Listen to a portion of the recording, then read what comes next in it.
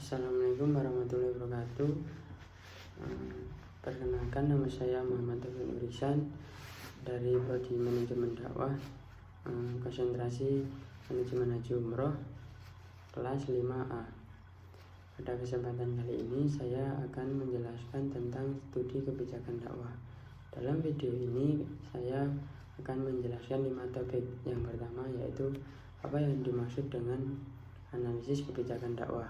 Kemudian yang kedua, apa saja yang dipelajari dalam analisis kebijakan dakwah. Kemudian yang ketiga yaitu mengapa perlu mempelajari analisis kebijakan dakwah.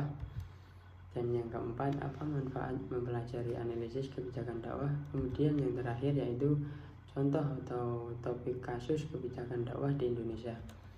Langsung saja kita mulai ke topik yang pertama, yaitu apa yang dimaksud dengan analisis kebijakan. Sebelumnya, studi kebijakan dakwah yaitu kajian yang membahas suatu tindakan yang bermaksud untuk mencapai tujuan dalam dakwah. Adapun posisi kebijakan dakwah dalam wilayah manajemen dakwah yaitu sebagai kebijakan sistem yang mengkaji dalam ranah manajemen dakwah.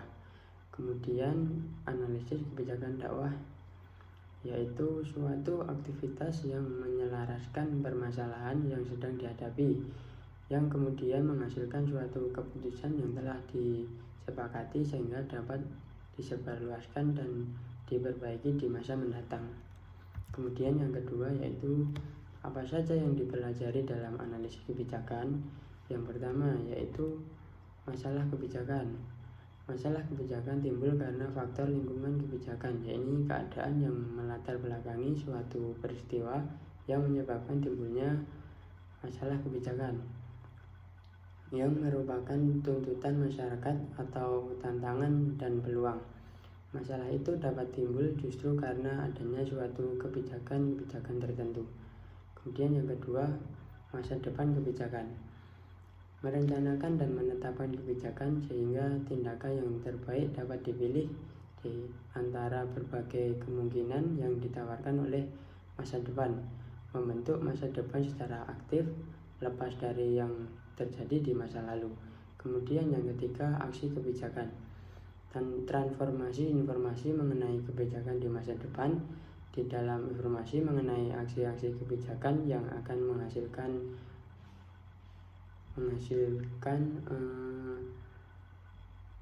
keluaran yang bernilai. Untuk merekomendasikan suatu tindakan dan kebijakan khusus diperlukan adanya informasi tentang konsekuensi di masa depan setelah dilakukannya berbagai alternatif tindakan. Kemudian yang keempat, hasil kebijakan. Hasil kebijakan adalah akibat-akibat yang terjadi dari serangkaian tindakan kebijakan yang telah dilaksanakan. Kemudian yang terakhir yaitu kinerja kebijakan, merupakan evaluasi terhadap ketentuan-ketentuan yang telah disepakati sebelumnya oleh pihak-pihak terkait yang ditetapkan oleh berkewenangan untuk dijadikan pedoman, pandangan atau petunjuk bagi setiap usaha dan kegiatan aparatur pemerintah. Adapun masyarakat tercapai kelancaran dan keterpaduannya. Kemudian yang topik ketiga yaitu mengapa perlu mempelajari analisis kebijakan. Karena dapat memecahkan persoalan atau masalah sehingga menghasilkan keputusan yang dapat diperbaiki di masa depan. Betapa sangat pentingnya suatu kebijakan dakwah itu dibuat untuk mengatur tatanan kehidupan sosial agar tidak terjadi hal-hal yang tidak diinginkan seperti konflik, bentrok, dan hal-hal lainnya yang bisa menimbulkan pertumpahan darah umat manusia. Dengan demikian, suatu lembaga dakwah membentuk suatu kebijakan sebagai bentuk ikatan atau aturan yang mesti dipatuhi guna kenyamanan bersama. Bagi yang menyelenggarakan akan dikenai sanksi sebagaimana mestinya yang sesuai aturan yang telah diberlakukan. Kemudian yang keempat yaitu apa manfaat mempelajari analisis kebijakan dakwah. Manfaat mempelajari analisis kebijakan dakwah itu ada 3. Yang pertama, untuk mengembangkan ilmu pengetahuan atau alasan ilmiah, yaitu menetapkan kebijakan sebagai variabel terpengaruh atau dependent variable. Kemudian sehingga berusaha menentukan variabel pengaruhnya, independent variable. Jadi variabel dependent mempengaruhi variabel independent. Terus kemudian yang kedua yaitu untuk memperbaiki proses pembuatan dalam kebijakan dan kinerjanya. Yang terakhir yang ketiga yaitu efektivitas pembuatan kebijakan, baik praktik maupun teori, tergantung pada akses terhadap pengetahuan yang tersedia. Kemudian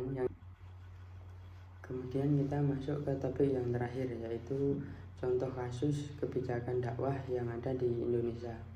Saya mengambil contoh kebijakan haji pada tahun 2020 ini.